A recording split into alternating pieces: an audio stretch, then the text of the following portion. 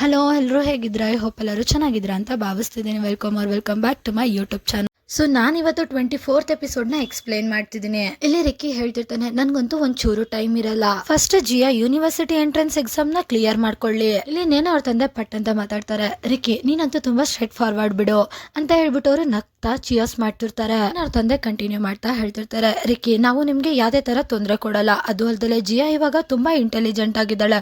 ಅವಳಿಗೆ ತುಂಬಾ ಮೆಚುರಿಟಿ ಬಂದಿದೆ. ಅವಳಿಗೆ ಜಸ್ಟ್ ನೀನು ಯೂನಿವರ್ಸಿಟಿ ಬಗ್ಗೆ ಗೈಡ್ ಮಾಡು, ಮತ್ತೆ ಸ್ವಲ್ಪ ಧೈರ್ಯ ಹೇಳು. ಆಗ ರಿಕ್ಕಿ ಅವ್ರ ತಾಯಿ ಹೇಳ್ತಿರ್ತಾರೆ, ರಿಚರ್ಡ್ ಯೂನಿವರ್ಸಿಟಿದು ಎಜುಕೇಶನ್ ಏನಿದೆ ಅದು ತುಂಬಾ ಸ್ಟ್ರಿಕ್ಟ್ ಆಗಿದೆ. ಅವನಿಗೆ ಟೈಮ್ ಸಿಗಲ್ಲ.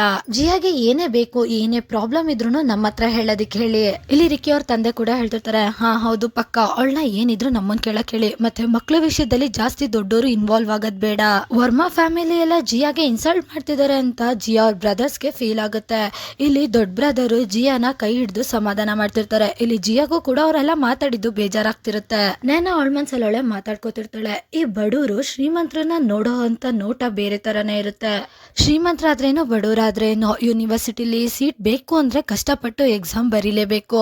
ದುಡ್ಡಿದೆ ಅಂತ ತೋರಿಸ್ಕೊಂಡು ಅಷ್ಟು ಬೇಗ ಅಡ್ಮಿಷನ್ ತಗೊಳಕ್ಕಾಗಲ್ಲ. ಇವ್ರು ನೋಡಿದ್ರೆ ಪಕ್ಕದ ಮನೆ ಹುಡುಗನ ಪಟಾಯಿಸ್ಕೊಂಡ್ಬಿಟ್ಟು ಅವನ ಜೊತೆ ಮದ್ವೆ ಮಾಡ್ಕೊಂಡು ಏನ್ ಬೇಕೋ ಕನೆಕ್ಷನ್ ಇಂದ ಮಾಡ್ಕೋಬಹುದು ಅಂತ ಪ್ಲಾನ್ ಹಾಕೋತಿದ್ದಾರೆ ಅಂತ ಹೇಳ್ಬಿಟ್ಟು ಅವಳು ಡ್ರಿಂಕ್ಸ್ ಕುಡಿತಿರ್ತಾಳೆ. ಇಲ್ಲಿ ರಿಕ್ಕಿ ಏನಿರ್ತಾನೆ, ಅವನು ನೈನಾನೇ ನೋಡ್ತಿರ್ತಾನೆ. ಇದನ್ನೆಲ್ಲ ನೋಡಿ ಜಿಯಾ ಅಂತೂ ಫುಲ್ ಉರ್ಕೋತಾ ಇರ್ತಾಳೆ. ನೈನಾಗೆ ಗೊತ್ತಿರೋದಿಲ್ಲ ರಿಕ್ಕಿ ಅವಳನ್ನೇ ನೋಡ್ತಿದ್ದಾನೆ ಅಂತ.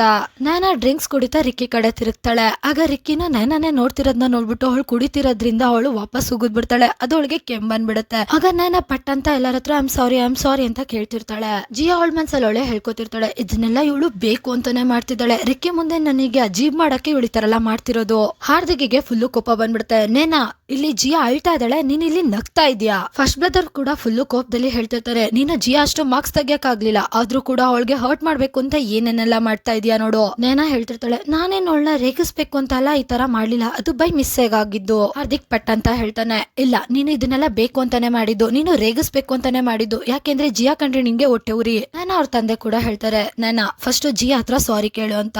ಆಗ ನೇನಾ ಅವ್ರ ತಾಯಿ ಕೂಡ ಹೇಳ್ತಾರೆ, ನೇನಾ ಮೊದ್ಲು ಜಿಯಾ ಹತ್ರ ಸಾರಿ ಕೇಳು, ಇನ್ಮೇಲೆ ನೀನು ನಿನ್ ಸ್ಟಡೀಸ್ ಮೇಲೆ ಕಾನ್ಸಂಟ್ರೇಟ್ ಮಾಡು, ಬೇಕು ಅಂದ್ರೆ ಜಿಯಾ ನಿನ್ಗೆ ಗೈಡ್ ಮಾಡ್ತಾಳೆ. ನೇನಾ ಪಟ್ ಅಂತ ಹೇಳ್ತಾಳೆ, ಏನೋ ಅವಳು ನನ್ನನ್ನ ಗೈಡ್ ಮಾಡ್ತಾಳ, ಹಾಗಾದ್ರೆ ನನ್ ಫ್ಯೂಚರ್ ಅಂತೂ ಎಕ್ಕುಟ್ಟೋಗುತ್ತೆ. ನಾನು ಅವ್ರ ತಂದೆ ಹೇಳ್ತಾರೆ, ಇದೇನ್ ಈ ತರ ಮಾತಾಡ್ತಾ ಇದ್ಯಾ, ಮೊದ್ಲು ನೀನು ಒಳ್ಳೆ ಮಾರ್ಕ್ಸ್ ತಗೋಬಾ, ಆಮೇಲೆ ಇದನ್ನೆಲ್ಲ ಮಾತಾಡು.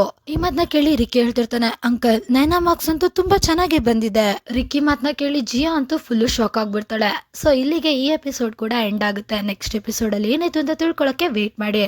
Thank you for watching. Bye guys.